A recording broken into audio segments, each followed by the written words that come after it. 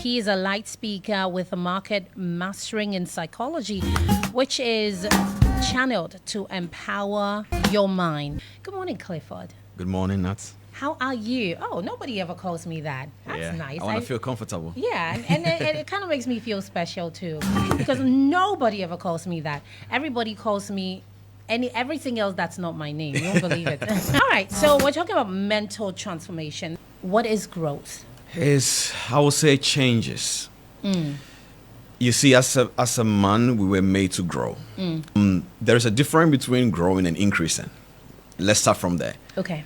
I always tell my students that when you eat, you increase. When you learn, you grow. Right. That is why you can see a very young, fella, but how old are you?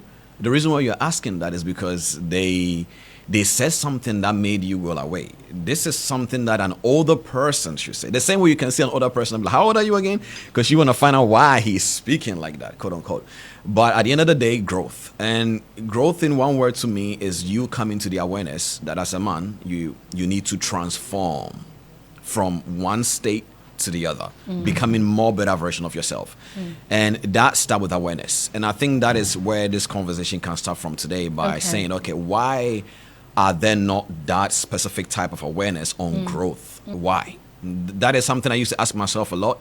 And I realized that the answer is ignorance. Because when you understand the importance of something, you desire it. So, yeah, I think that is what the value of it. In something, exactly. Then you want it. The conviction, then you want it. It's very interesting that you say that. This morning, I think I saw something this morning that said that when you meet someone and you add value to them. Wow.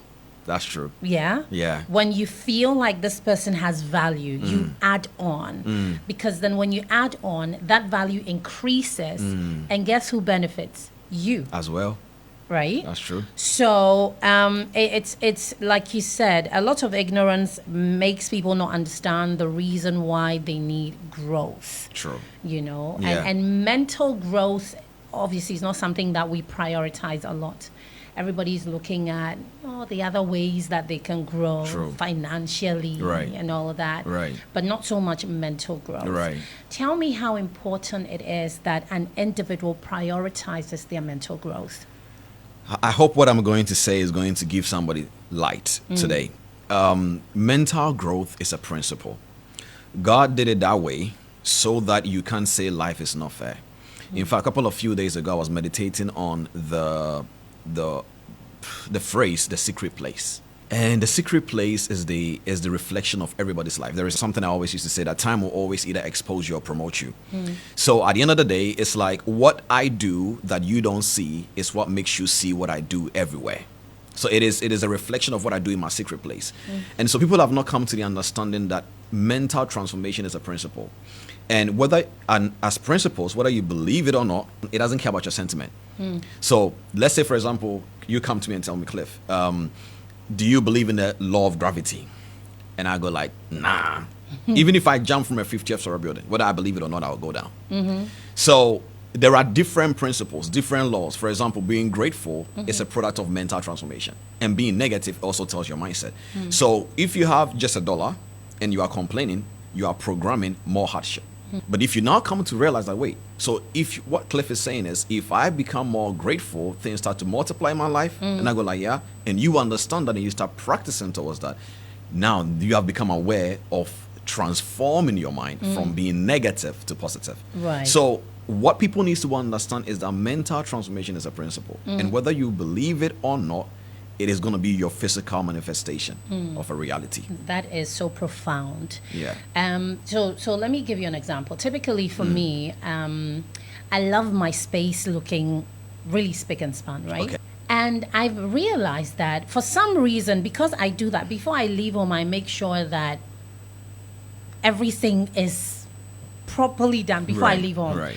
because I always say that the world is so unkind, right? And if I come out and things are not the way I want to go home to a space that welcomes me, right? Even if everywhere is tabasa, right? Let me go into my space and feel like, okay, this is home, this is welcoming, this is warm, this is nice. So I always, every time, make sure that everything is the way I want before I leave home. But guess what? There are days that I'm in a hurry and I leave things anyhow.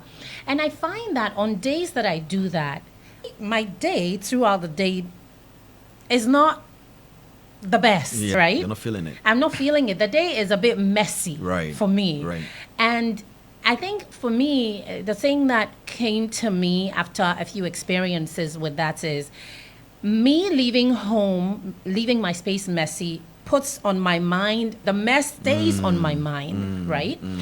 And it goes through all of my experiences in the day. I feel like if you condition your mind for a healthy space, for cleanliness, for sanity, it kind of follows you through the day. I know what you mean. Exactly. Yeah. And so it goes to show how powerful your mind is, right? And how it can control your day, your month, your year. It's all in the conditioning of your mind. It's the things that you say to yourself. It's the things that you believe yourself to be true, right? It kind of sets the pace for whatever else is going to happen. It's the reason why there are some people who, I mean, for me, as a rule of thumb, I don't like people who complain too much. I don't. Same here. You know, I mean, I get that things are bad and all of that, but every now and again you can say something. But there are people who wake up every day with complaints by the hour. And for me, it feels like, okay, so you're conditioning your mind to understand that things will never be good. It's true. And you will never see anything good. It's true. You know what I mean? It is a law, isn't it? Yeah. And so I really wanted to chip that in because that is how strong your mind is and how much power it can have over your life. You know? It's true. And it goes way deeper than, I know people, people are religion. It goes deeper than religion. People are Christian, people are Muslim, people are all kinds of things. And I know people who would pray 24/7 and will fast and do all of that. But they are still so negative, right? They're like really negative because they are not people. transformed. They lack transformation. And so it's such a contrast. Because you would want to believe that it's like the Bible says cleanliness is next to godliness. Like, keep your peace and your sanity and all of that. But people won't practice that, but will just pray a lot and fast and do all the things. And it doesn't quite come together, does it? I think this conversation is very, very interesting because now it's so beautiful how we are exchanging these words. Because as you said, bro, we've gotten value right now and it's very beautiful. And the mind is very powerful. But you said something which is very interesting. I want to top on that as well. Is the fact that people don't want to become, they just want to do. But even if we go to the religion side as Christians, God wants us to become. Right. He doesn't just want us to do. So he wants us to get a specific type of mindset. And so that is where a lot of people get it wrong. So until you become what you are supposed to become, doing is out of the question. Right. Because, okay, so now again, this example I'm going to make is quite very sad, but let me just use that. So if you look at the people who are not privileged that they live on the street, we can give them, an amazing, beautiful shirt right now that anybody got on in here. And you will come back 2 weeks later and you will find the mindset of that individual on that shirt. But then when the person that is transformed is wearing that shirt, he can keep it for so many years. So it's like, what is in your mind, find expression around all your body. So what you're saying right now, basically, you've conditioned your mind in such a way that you need to run your day in a specific way to be able to feel well. And as you said, it's true, it's called a conditioned mind. So you have developed that through a habit formation loop. So there is a cue, there is trigger, and there is a reward. The reward is the time that you come home and you find peace. That is your reward. So that is why that habit is easy to continue. Now, imagine if you break that pattern even in a day. You don't get a reward. So that frustration feeling is because your reward is being taken away from you. And so this is why a lot of people need to understand that as I'm coming here today, I'm a product of mental transformation. And, I always tell people this, that every single place I've been, I said, if you have met me 10 years back there, you probably wouldn't talk to me or like me. Why? Because there was something about me that didn't look attractive to say, let me talk to this individual. So I'm a product of mental transformation, and I started by getting light. Because I always said that where you are because of what you know.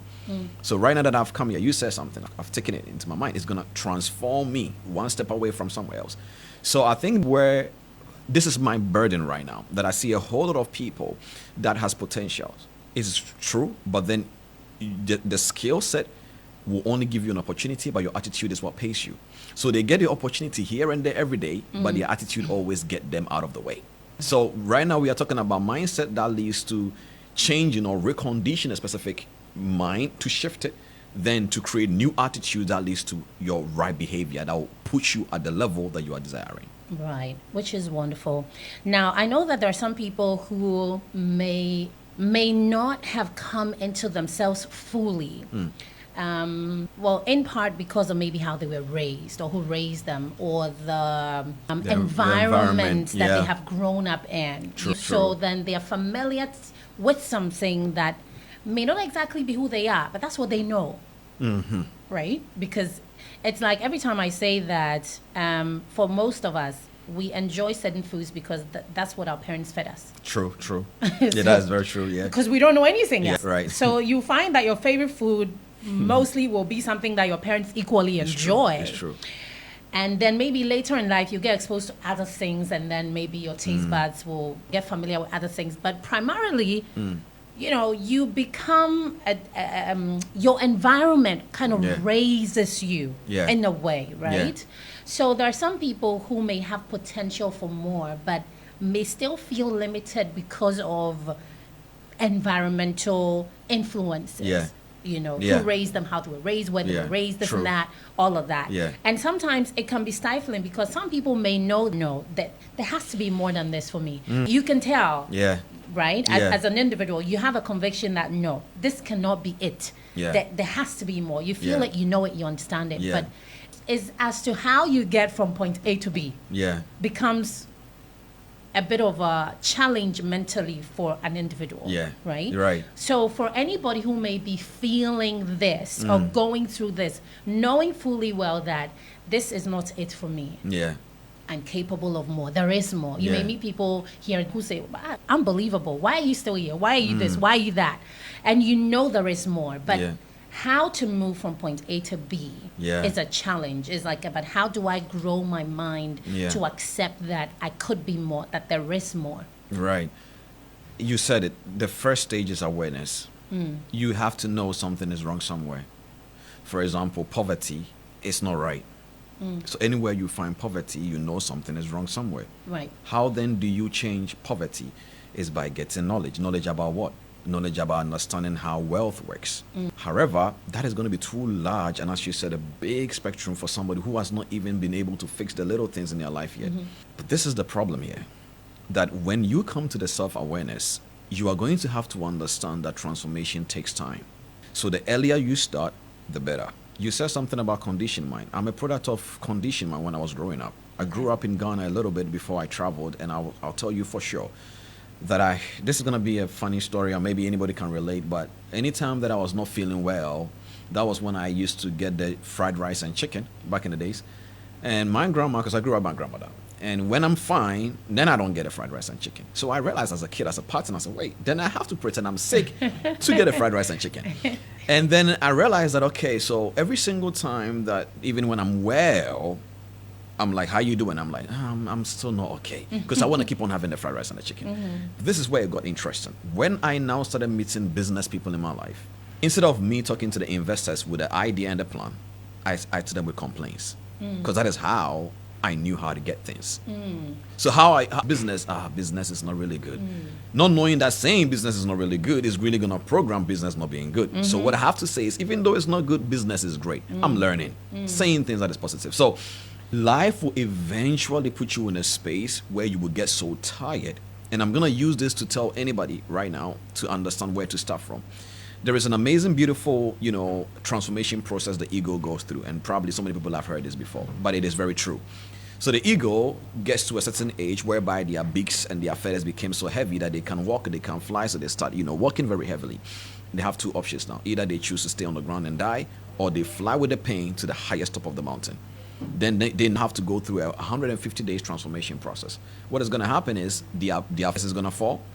They are going to now have to use their beak to hit on the rock to break it so the new one can grow up, and they can now pull out their claws when the beak grows up. That transformation is painful. And as a man, everybody gets to that point. How do you know you have reached a point of transformation?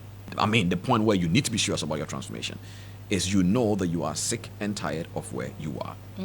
So that anytime you are sick and tired of where you are, the first thing you need is knowledge. Then after you start getting the knowledge, you change your environment. Because we always say that you are the 4 people you hang out with. It is very true. So if the 4 people you're hanging out with, everybody is complaining, eventually you will complain.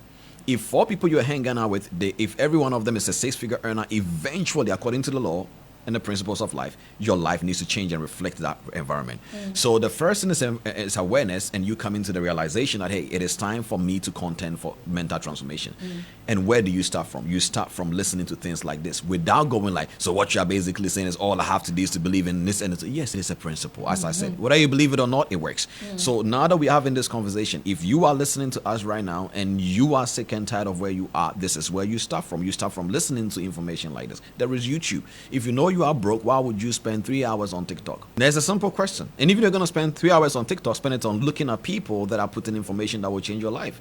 So I think that people really sometimes go like, hey, I don't know. For example, I'm going to give you an example, very interesting. I'll pass it on back to you. People sometimes come to me in the financial market, and I've been in the financial market for a decade now.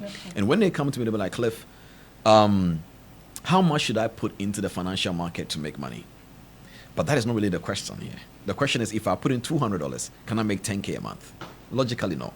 So they're going to ask you the question in the way that, oh, hey, Cliff, how much should I put in the market? So that when you say, oh, 200 is okay, then they are basically putting all the hope through what you said so that they can make $10K in a month from $200. But logically, mathematically, it doesn't make sense. So people ask questions like, I don't know where to start from, like there isn't a way to start from somewhere. So I think that people need to come to the awareness of knowing that, you know, our first self-awareness is the first step. Then you contending for knowledge through these mediums that has been put up for them like this is the first step for me. Eventually, you will hear something that will change your mind. Absolutely. So I think what you're basically saying is that the power lies with you. You are the reason from the beginning to the end. You need to understand even God doesn't force us. He said, I gave you will. You can choose to worship me or not. But he gave us something very interesting. He said, I've given you life and death, blessing and cursing, but I can't force you to choose one, but I would advise you choose life. Very interesting. Very interesting. And I like that you mentioned that. It's one of the things that, so I have a little cousin who's always saying she's broke, like all the time, right? Right. If I give her money yesterday, and today I asked her for something, she said, I'm broke. And I said, but if you continue saying that, you'll never get any money, though. Right, true, you know? true. because then the power of life and death lies on our tongues. It right? does. Means that the things that you say to yourself, whether out loud or internally, is what you expect to happen. True. Right? True. And I like that if you believe that enough as a principle, it actually works for you. It does. Yeah? Beginning of July, I said to myself that this month I'm going to make the most money I've ever made in a month. I said that beginning of July. True. Yes, I did make money. Not the most I've ever made, but it's in the way it happened. You know, it's in the way it happened. It was not the regular, right? It was in different ways, unexpected ways, right? And for me, that sends a message. Okay. Right? Which says that this is what I gave out to the universe. This is the message that I sent out. Yeah. And I got response. Right. And so it is in the things you say to yourself. And then you just go ahead and do the things you do on a regular. For sure. Okay? Yeah. If it's selling something, you just say that, you know, this month, I'm actually going to get more sales than I've ever gotten this month. Yeah. You know? Yeah. And you just go ahead and do the things you do. Just, you know, regular stuff. Yeah. And just see how things will manifest or happen. Yeah. You know, instead of always complaining, I learned to not complain, but to say what I want instead, right? If things are not going the way I want, I won't complain about it. I'd rather say what I want. And what made you get there? I listened to something at some point in my, now you're interviewing me. I think I listened to something at some point a message. Usually I see things, Right. you know, and also because I have set my algorithm in a way that the kind of information that comes to me is usually to fill my cup. Right. Right. So it's not just anything that will Right. pop up on my Right. timeline. Right. And I heard something, and I heard somebody saying something about how, you know, instead of why would you rather stop complaining, and instead of voicing out the things that you don't like, voice out the things that you like instead. Right. That's all. Yeah. Instead of complaining about, I still, you know, I don't have this and this is not happening. Why don't you instead Right. use that energy to say what you want, you know? Right. And I picked up on it, and I've been doing that for God knows how long. Yeah. And I think somebody's going to hear this now and be like, well, I'm going to do the same. Yeah, yeah. So Yeah. instead of complaining and this is not happening and this is that, I'd much rather say, okay, this is how I want this to be, I want that to be, this is how I want this, that, Yeah. that. Yeah. And That it is it. works. It It works. works. It completely works. When I was having my daughter, I said exactly what I wanted her to look like, be like, right? Are you serious? Yes. Before I had Okay. her, I Wow. said that I want my daughter to be this, that, look like this, have this, da da da da da. And it was like, and she came out exactly what I wanted. Exactly what I wanted. I really hope people are believing what you're saying because I can relate fully. Oh, I would show her to you. Let's just finish the interview. Yeah. I'll show her to you. She came out exact, and she is so different, you know, she's quite different from my other daughters, even though Right. they're all my kids, right? Right. But because this time around, I Right. had now gotten the conviction that I can actually speak her Right. into existence. Right. And I did. Right. I Yeah. really hope people are believing Yeah, this. and I spoke her into existence. Because this is what we have been saying all this while, and I want people to believe that, because this is the excuse they give. So you are telling me all I have to do is to believe and speak it out in my life will change? The answer is yes. Yeah, but again, it's not as if it will come to you. It's not in a day's work. No. Right. And that's what they So- don't get. Exactly. It takes time. And when you hear anybody say practice makes perfect, it's actually true. Because should you start today, you may actually start seeing, living it. I don't know, maybe in a year's time. Maybe not today. Yeah. Maybe not next month. Maybe not next 2 months. But you never stop. Don't stop. Yeah. Just keep at it. Yeah. Right? Yeah. Don't stop at it and keep going. Yeah. And just do what you're doing. Right. If any opportunity pops up, you grab it, you do something, you meet people. And I believe one of the things my DJ, his name is Master J, one of the things he said to me one time, I don't even know if he remembers, but he said to me that when God is blessing you, obviously he's not descending to come and give you what you need. Right. It will come through a being. It will come Right. to a person, one way or another. Right. It's always coming through somebody. Right. It is the reason why you need to open yourself up to people, your social life, but select who you think is going to be the blessing in your life.